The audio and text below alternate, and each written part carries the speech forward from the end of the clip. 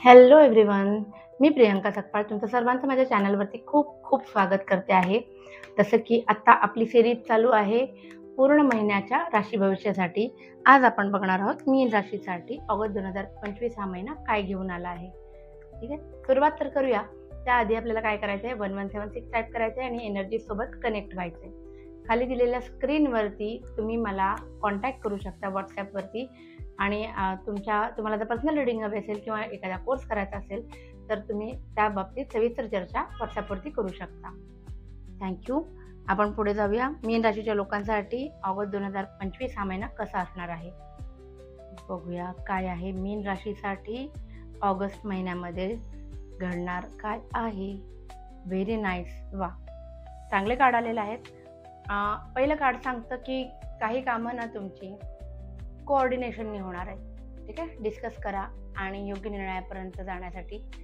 शिवाय हे कार्ड असंही सांगतं की कदाचित या महिन्यामध्ये तुम्हाला घरामध्ये काहीतरी काम निघेल, लाईक घराशी रिलेटेड रिन्युएशन असेल किंवा छोटं मोठं बांधकाम असेल, गावाकडचं घर बांधायचं असेल, काही असेल, पण घराशी संबंधित काहीतरी काम या महिन्यामध्ये निघण्याची फार जास्त शक्यता आहे.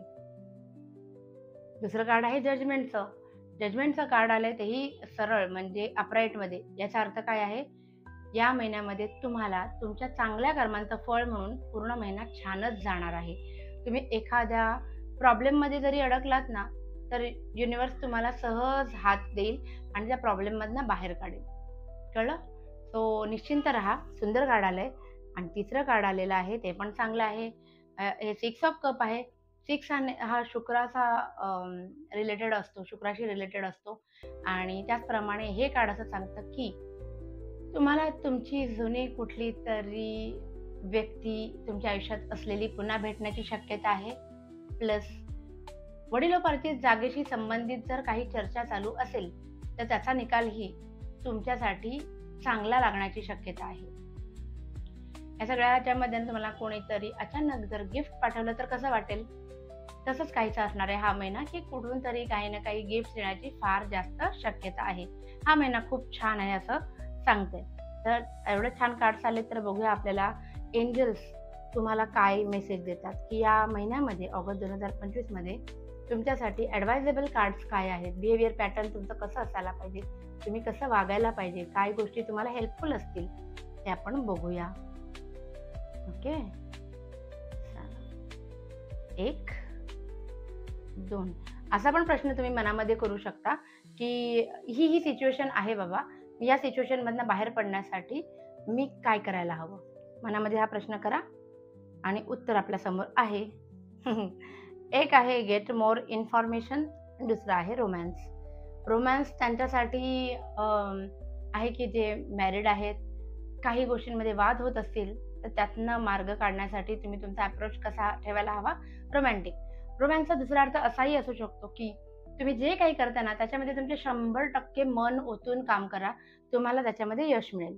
आणि गेट मोर इन्फॉर्मेशन म्हणजे तिथे गाडी अडकली आपली, ती पुढे जाण्यासाठी म्हणजे तुमच्या मनात जो काही प्रश्न आहे तर तुम्हाला त्याच्याबद्दल जास्तीत जास्त माहिती गोळा करता आली पाहिजे, तर तुम्हाला त्याचा फायदा होईल सक्सेसकडे जाण्यासाठी. बघूया की तुमच्या मनामध्ये जसं मी सांगितलं होतं की एक सेशन असणारा टाइम कार्ड असं, तुमच्या मनात जो काही प्रश्न आहे, एखादी गोष्ट कधी करू, तो प्रश्न आपण आता करूया. डोळे मिटा, मनातल्या मनात एक प्रश्न करा. एखादी गोष्ट कधी होईल, कधी करू, कधी फोन येईल, कधी मेसेज येईल, कुठलाही प्रश्न असेल करा. आता आपण त्याचं उत्तर काय आहे ते बघूया. Perfect timing. सगळे कार्ड चांगले आले त्यामुळे हे पण चांगलंच येणार होतं. परफेक्ट टायमिंग हे उत्तर आलेलं आहे.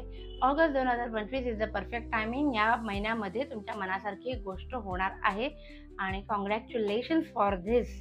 वा, शेवटचा आणि आपलं आवडतं सेशन आहे येस नोचं.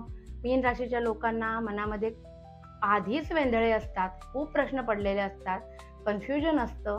बघूया आपण की त्या कन्फ्युजनसाठी एंजल्सचा काय मेसेज आहे. मनामध्ये डोळे बंद करून एक प्रश्न विचारा की ही गोष्ट मी करू की नको, ही गोष्ट होईल की नाही, ही गोष्ट मला वाटते तशी आहे का, येस किंवा नो मध्ये उत्तर येईल. असं कोणताही प्रश्न विचारा आणि आपण उत्तर काढतो आहोत. नो, सगळे कार्ड छान आले पण हे कार्ड सांगते की नो. पण आपण युनिव्हर्सवर विश्वास ठेवायला शिकायला हवं. जर युनिव्हर्स म्हणते की नो, तर त्याचा अर्थ आहे की एखादी गोष्ट आत्ता जर घडणार नसेल, तर ते तुमच्या चांगल्यासाठीच आहे. ठीक आहे. आणि जर तुम्ही एखाद्या व्यक्तीबद्दल, एखाद्या सिच्युएशनबद्दल तुमच्याच पद्धतीने विचार करत असाल आणि इथे आलंय की जर की मी हा विचार करतोय, हे करेक्ट आहे का? नो. तर मग काय आहे? दृष्टिकोन चेंज करायला. कुठलीही कार्ड 100% निगेटिव्ह नसतात. तर नो आलं असलं तरी नाराज होऊ नका. योग्य वेळ येते तेव्हा ते नोचं येस कसं करायचं ते युनिव्हर्सला बरोबर माहिती असतं. मी आशा करते की तुम्हाला माझं आजचं सेशन खूप आवडलं असेल. तर तुम्ही लाईक, शेअर आणि सबस्क्राईब करायला विसरू नका. तुमच्या मित्रमंडळींना, नातेवाईकांना माझा व्हिडिओ शेअर करायला विसरू नका. आनंदी राहा, खुश राहा. Thank you so much. Bye bye.